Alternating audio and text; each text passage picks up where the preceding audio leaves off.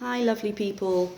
So today I'm doing a very quick reading on Jackie O. Now, recently I've been doing a lot more work before I do tarot. So basically using the tarot a lot more. I get a lot of the information through before I even do any tarot readings. And today I got pretty much all the information I wanted for these questions. So I don't really need tarot at all in this reading, but I have picked up one for Jackie. Okay, so you have something to look at, guys. Okay, now I did have quite a few questions, and here are the questions I have for you. It's actually really, really interesting. Okay, so let's start from the bottom up, guys. What did you think of your son's relationship, so John to CaroLYN? Because obviously he tragically passed away with CaroLYN and her sister in a plane crash. They were just a stunning couple. She was so stylish as well. So the information I got through is they had a beautiful and tender, yet fiery and destructive connection. Okay, so I hear a bit of both, basically, a bit of both. And it's so weird, guys. I'm getting the yin yang, you know, the yin yang symbol with the white and the black and the balance there. I'm getting that symbol. So it was either incredible or rock bottom destructive. And that's why they kept coming back to each other, because the highs are the highest you could get. And even though the lows are the lowest they could go, he knew he was going to come back out of it again. And he would talk her around, I hear. So that's what she says there. Okay. She does say, this is really interesting, in a lot of ways, she respected CaroLYN as she stood her grounds, whereas she didn't in her relationship to JFK, and she let too much slide there. So in a way, she quite admired that CaroLYN would call John up for certain behaviours and things like that, or flirting, or what she would consider inappropriate behaviour. And she had respect for her for that, because she never stood her ground with JFK, really, unless it became very public knowledge of his affairs and she felt she was going to be really humiliated. That's when she would stand her ground and make John feel ashamed, like her husband. But overall, she did have some kind of like an odd respect for CaroLYN, okay? In the way that she did stand her ground. She wasn't going to do the same or be treated, you know, like basically Jackie was with her relationship with JFK. But Jackie, sorry, there's so many Johns here, guys, it gets confusing.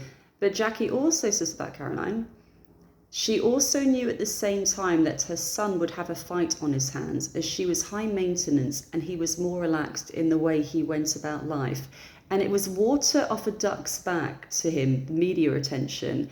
And he had that the whole of his life, and he learned to carry on anyway. Whereas she found it, CaroLYN, incredibly intrusive to the point, what people don't always know, they would try and use long lenses when she was undressing in her own home, and she felt it almost became threatening and stalkerish and disturbing, whereas John would more laugh off the situation until he realised how scared she was becoming and that their lives were unravelling, I hear. So she felt like John wasn't adequate support because he was so used to this whole life being followed, and I hear tormented by the media. Again, I hear duck off a water's back for John. And whereas CaroLYN, she wasn't used to that. My God, she was not used to that. So that was just shocking to her, that he could just brush it off. And she felt violated, you know, by the way they would try and capture her. And it's almost like stalkerish, really. So I think there's some, I don't know if it ever came out in the media, guys, but I do feel they were trying to take pictures of her in her own home, undressing, like in her underwear or bra or something. It's just messed up, to be honest. So that's what she says about their connection. Very much yin and yang. She does say two beautiful, tender souls. Two beautiful, tender souls, okay? Okay, next one I had, guys. Did Jackie believe in the Kennedy curse? In the Kennedy curse. And by the way, if anyone's just tuning in now, this is the card I picked for Jackie, just so you can have something to look at today, okay? Queen of Pentacles, very grounding, very earthy. It's almost like a stable force for everybody around her, which she pretty much was. Okay. Did she believe in the Kennedy curse? This made me laugh a lot, guys. Okay. She said the philandering was always the Kennedy curse. So the philandering, the cheating, the affairs. I mean, even JFK's dad was like that. And it rubbed a lot of noses up the wrong way. So there was a lot of marriage swapping, I hear, back then. And it was kind of accepted husbands would play away, and maybe the wives at odd times as well. But overall, she's saying the philandering was the Kennedy curse. They rubbed people up the wrong way. They would push it and push it and push it. Yeah. So that's what she's saying. They also, this is really interesting, guys. I've got here, they also have a lot of karma to play out in this lifetime, okay? And were almost fast-tracked to ascend quicker to pay it all off. So it's almost like they got all their karma in a very, very short period of time, so they could ascend quicker and be fast-tracked, okay? Which I found really, really interesting. I mean, wow, I would never want to be fast-tracked after what they've gone through, my God. Right. Style icon. How did she feel about being a style icon? She says here, she always had natural flair. She is saying, if anything, it amused her all the fuss that was made over her outfits. She would have preferred to have been more low-key at times, but she did most of it as it made her husband John so happy and proud to show her off. And he liked, and it was their best times together when they were at public events, because that's when they could really laugh, dance. And when he gave her the most attention, and I do feel she said somewhere that he was proud of her. I remember he was proud of her when she did the White House, which I should have covered as well, but I'll do a part 2 if I have to. But especially when he saw her shine, and that was in public, you know.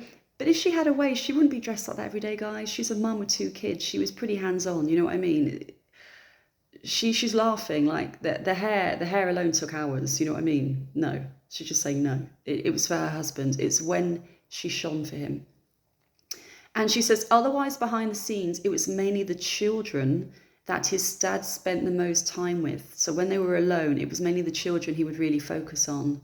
And even though they had long discussions, she was aware that physically she was not his type. Not the type he would usually go for. And I hear broad and bimbo here, the words broad and bimbo.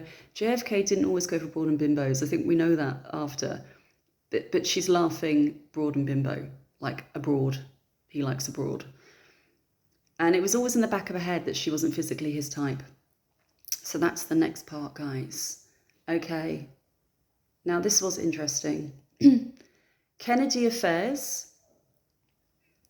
I asked about that. I mean, and she said he had such a high octane level of sexual needs. So in today's world, you might say a sex addict, for example, with him. And I hear lust, okay? So they weren't compatible in bed and she could not appease him. That's what I hear. And in some ways, she felt relieved as long as he did not embarrass her. And she calls these dalliances. So as long as these dalliances didn't embarrass her in public, she let them slide. That's what I'm hearing. She's not calling them affairs, she's calling them dalliances. And she says here, she calls them that because she knew John had different desires and there was some type of incompatibility when it came to the bedroom. So that was it. You know, she kind of, part of the parcel. I hear it was part of the parcel, and it was just, she knew what he was like. She knew what she was getting involved with. She knew who she was marrying into. But he was so modern, and he had such a wonderful mind. She really loved him, you know. She also says John would always come back, and also they were in the public eye so much. He relied on her heavily. So she gave him a lot of guidance. She was like the guiding force. So even though he went off and did all these sexual things, he would come back. He would come back. And part of it was because he was trying to play the perfect American family, okay? But the other part of it was she was his rock. She was his rock. And he was hers in many ways, believe it or not. You know, if she was ever worried about anything, he was her rock too. It's almost like a twin flame crazy connection there. So the last thing, guys, it's the last question I had. And I'm reading from my notes I wrote down before I started recording. I was just typing away, almost like channeling. I suppose you may call it automatic writing, just all information words. Blah, blah, blah, blah. Greek husband, Aristotle Onassis. How did she really feel about him? I wrote down, it was not love in that sense. It was security, yes, but also a fondness of him. And she wanted to create a good life for her children. and knew he would fully support them. But she also did find his power very attractive, and this made me laugh because she says, and dare she say the word sexy. So yeah, the power was there. The power was sexy. There was a fondness. There was daddy issues. Obviously, it's almost like she married her dad. Her dad was he used to be wealthy, almost like charismatic playboy. It's almost like the daddy issue thing. I know I hate to say it. I've had that in a few readings, but it was. And she also said she was used to a man taking a more dominant role. And when he proposed, she accepted, as she was not ready to spread her wings yet and become the independent woman she started to become in the years after they were married. And they spent a lot of time apart, and she was very much on the New York scene and the fashion scene and doing her own thing and living apart from him for most of it, for large periods of time. So guys, part 1, any questions, write them below. If you want me to do a reading on tarot next time as well, I can do that. It's just at the moment, I'm getting the information through without using tarot. But I can use tarot if you like it, okay? I can do both again. I'm off. I'm off for the day. Hope you enjoyed this. I've just woken up, apologies. Like, no makeup, left my mascara on by accident. Hence me like weighing in the wings like this. Right.